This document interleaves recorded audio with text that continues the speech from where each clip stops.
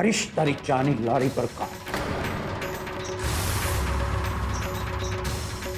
રહેવા દો ને સર.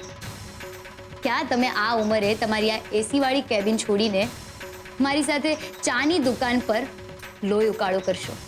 આ કોઈ લોહી ઉકાળો નથી, પોતાની તાકાત પરનો આત્મવિશ્વાસ છે. એમ? ઠીક છે, આત્મવિશ્વાસ રાખીએ. પણ જો તમારા આત્મવિશ્વાસને મારા આત્મસન્માને માત આપી દીધી તો પછી તમે એમ રડવા નહીં બેસતા કે હે ભગવાન, આ ચા ઉકાળતા ઉકાળતા તો મારો હાથ દાજી ગયો.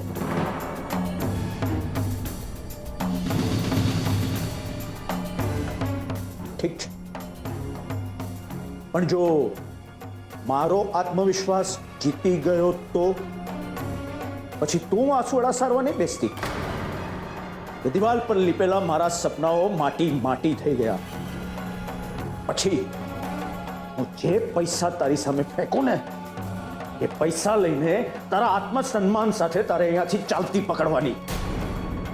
બોલ, છે મંજૂર?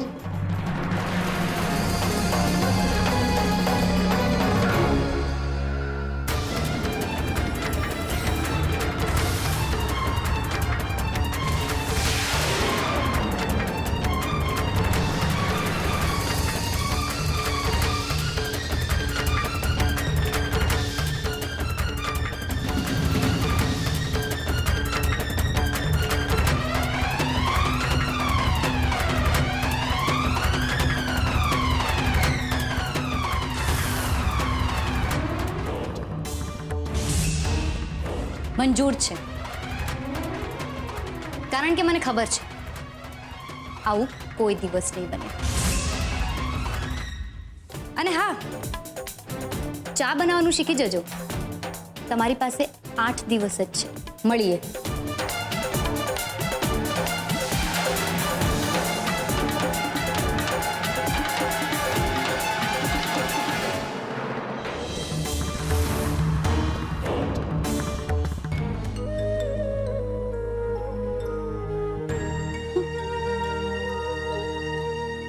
હે ભગવાન, મારામાં આટલી હિંમત, આટલી તાકાત, આટલું જોશ ક્યાંથી આવી ગયું કે હું શાંતિલાલ સરને ચેલેન્જ કરી બેઠી? કિંજલ, તારે ચેલેન્જ કરતા પહેલા પપ્પાને પૂછવું જોઈતું હતું. આ તે શું કર્યું? તું ચેલેન્જ હારી ગઈ તો નહીં. ઓલરેડી દુકાન તૂટી ગઈ છે ને હવે ઘર પણ. ના ના, શું કરું? મારે શાંતિલાલ ભાઈને ચેલેન્જ આપતા પહેલા વિચારવું જોઈતું હતું. પપ્પાને નહીં ગમ્યા. કિંજલ, ત્યાં શું કર્યું? કિંજલ, તે પપ્પાને વચન આપ્યું હતું કે તું પપ્પાની સલાહ લીધા વગર એક પણ પગલું નહીં ભરે.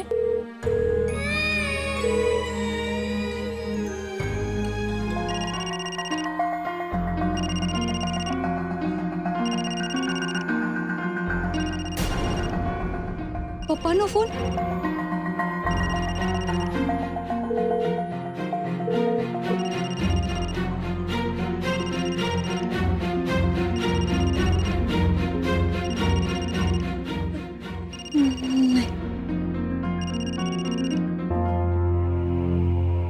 હા પપ્પા.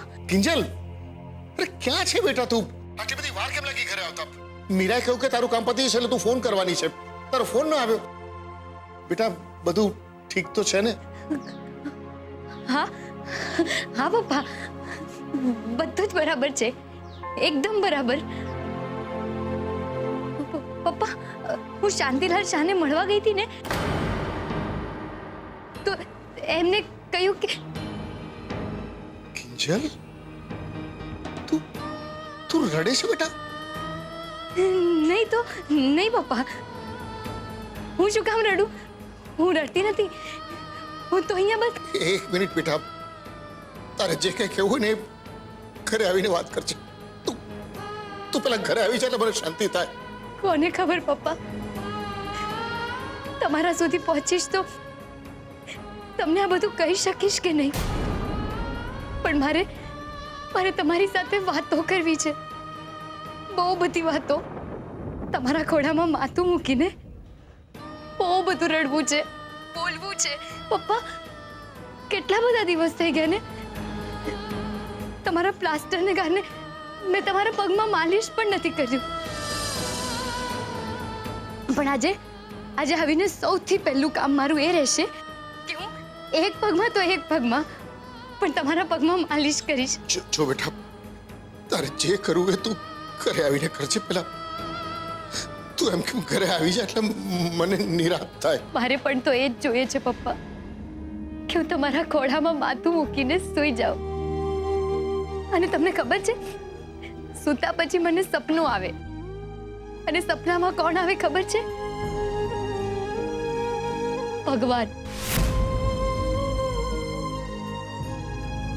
અને મારે ભગવાનને એ પૂછવું છે કે હંમેશા આપણી સાથે જવું કેમ કરે છે? કે પપ્પા, ભગવાન મને સપનામાં આવશે ને કે પછી આ સવાલ પૂછવા માટે મારે ભગવાન પાસે જવું પડશે? બેટા, આવું નહીં બોલવાનું. જો બેટા, તું ઘરે આવી જા. બસ તું ઘરે આવી જા, પછી આપણે શાંતિથી વાત કરીશું. સમજી? બેટા, આવું બધું બોલીને મને શું કામ વધારે ચિંતા કરાવે છે તું? સોરી પપ્પા, આઈ એમ સોરી પપ્પા. કિંજલ, જો બેટા, સાંભળ. કિંજલ બેટા, પાછી આવી જા. સાંભળ, મને કે તું ક્યાં છે? હું આવું તને લેવા માટે અત્યારે. હલો હલો, કિંજલ, કિંજલ સાંભળે છે તું? હલો કિંજલ. ભગવાન,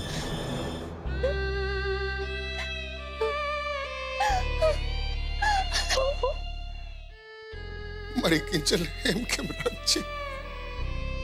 એ સહી સલામત ઘરે પાછી આવી જાય. બસ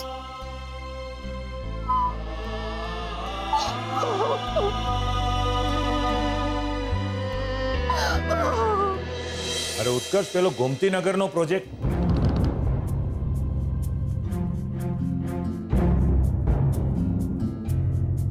કમાલ છે. ઉત્કર્ષ એનો ફોન અહીંયા મૂકીને ગયો હશે.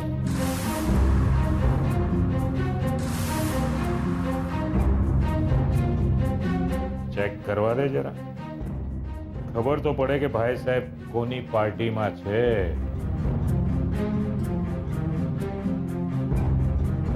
લોક છે, પાસવર્ડ હશે ને. પાસવર્ડ શું હોઈ શકે? Birth date?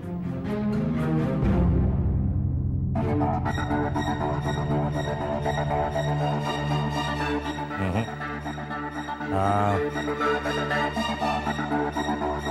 1 2 3 4.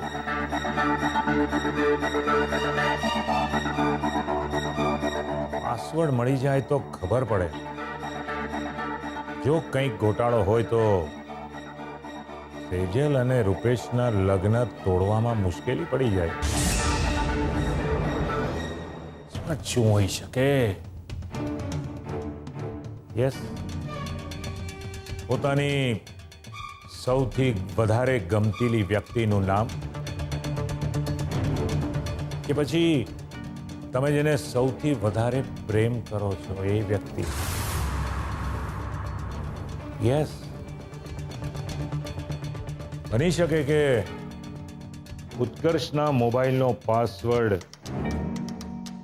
કિંજલ હોઈ શકે.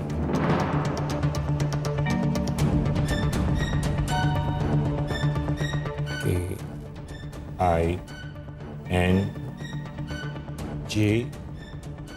A.